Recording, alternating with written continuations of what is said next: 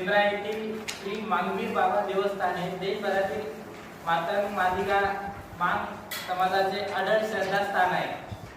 दरवर्षी चैत्र कृष्ण पंचमीला येथे श्री मांगवीर बाबाची यात्रा भरते। आपल्या संभाजीनगर शहरापासून 14 किलोमीटर अंतरावर शेंद्रा हे गाव आहे। तर या दरवर्षी या यात्रेमध्ये जवळपास संपूर्ण देशभरातून 9 ते 10 लाख भाविक दाखल होतात।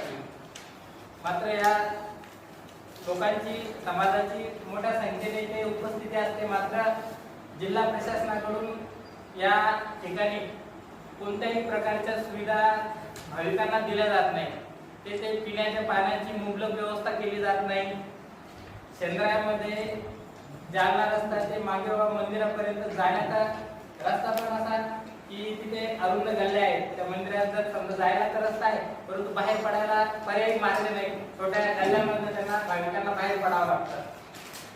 24 वर्षापूर्वी मांढरगडावर मोठी दुर्घटना घडलेली आहे, असंच प्रशासनाच्या दुर्लक्षामुळे। आम्हाला असं वाटतं की 9 ते 10 लाख भाविक येतात आणि प्रशासनाकडून जर इथं व्यवस्थित नियोजन होत नसेल आणि इथे जर काही अनुचित प्रकार घडला तर मग याला जबाबदार कोण राहणार आहे?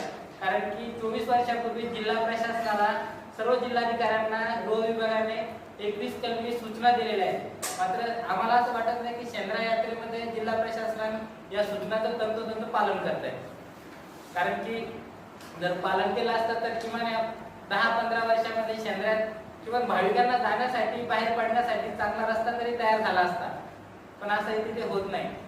आता शेंद्रा पंचतारांकित औद्योगिक वसाहत आहे। या वसाहतीमुळे त्या ठिकाणावर मोठ्या प्रमाणावर जमिनीचे भाव गगनाला भिडलेले आहेत। शेंद्रा येथे आता सध्या तरी स्थानिक जे शेतकरी आहेत ते 3 महिने कुठल्याही प्रकारचं पीक न घेता यात्रेसाठी आपली शेतजमीन उपलब्ध करतात। आम्ही या सर्व शेतकरी बांधवांचे स्वागत करतो। त्यांचे जे निर्णय घेतात त्यांचे एक अभिनंदन आहे। मात्र शासनाने काहीतरी त्या जमीन तिथं उपलब्ध करायला पाहिजे। शेंद्रा येथे गणपतीचा इनाम आहे 12 एकर।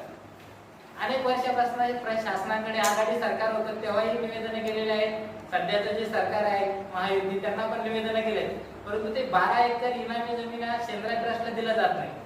जर शेंद्रा ट्रस्टला दिलं तर भविष्यात तिथे यात्रा भरण्याची किंवा भाविकांसाठी मोठं भक्तनिवास उभं राहू शकतं।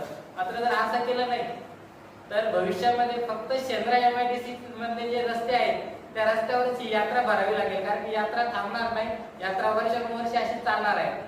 तर प्रशासनाला शासनाला पण आमची विनंती होती की 12 एकर इनामी जमीन इथे शेंद्रा मांगवीर बाबा देवस्थान ट्रस्टला दिली जाईल।